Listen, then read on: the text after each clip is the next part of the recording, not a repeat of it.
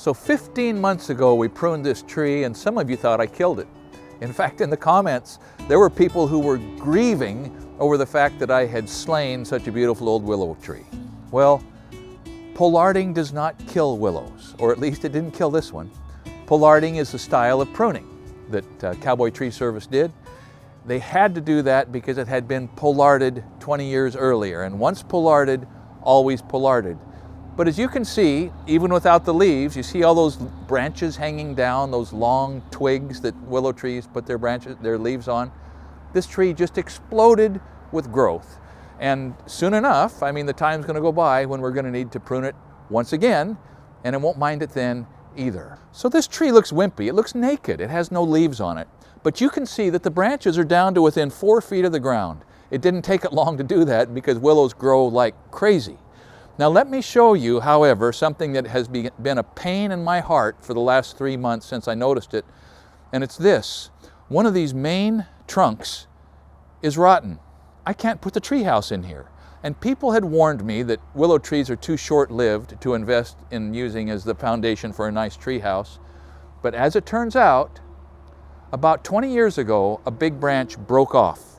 At that break, the rot started. And when I got up here to begin to lay out the treehouse,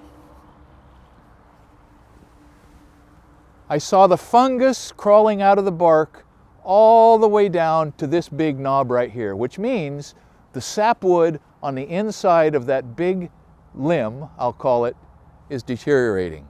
It's losing its strength. And so I've got to do some serious surgery to this tree. And in fact, it's provoking a conversation about actually removing this old girl, which I hate to do because my mom loved it. My mom loved, she planted, she tended, she was so proud of her weeping willow tree. But I'm afraid it's coming to the end of its usefulness. A couple reasons. It's going to start dropping chunks, it's going to need to be pruned, and it's only about 20 feet from the septic tank. So just circling back, those of you who said I killed this willow tree, you weren't exactly wrong. You were just early. I mean, something bad is probably going to happen to this tree before long. But while we're here, let me just show you some of what went on in the garden. The spec house used us up completely last summer, and I didn't show you anything that went on out here, but I'll give you a little bit of an overview about what's going to happen this summer. So the garden this last summer was, like most gardens, sort of a mixed bag of success and failure. We had tomato success, we had potato success, we had basil success, we had sunflower success, we had corn failure.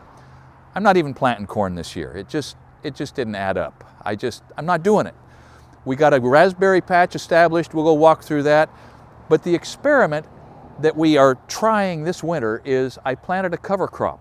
Kelly and I planted red clover on top of the tilled garden, and it's happy, it's flourishing, and they tell me it's inputting nitrogen into the soil. I mean, while I sleep, the clover is doing its good job. It'll get up and bloom this spring, and then we'll plow it in. Now, one of the things that I learned is that mint compost put down over the top of builder paper is an awesome cover. It's an awesome compost cover, weed suppression, water retention system. I'm going to do that again. It worked perfectly. I'm going to buy some more of it. It's a little expensive, but as you might be able to see, I have so much organic material in this garden now that it's just like walking on a mattress. It's just so soft, and the organic in it is really strong.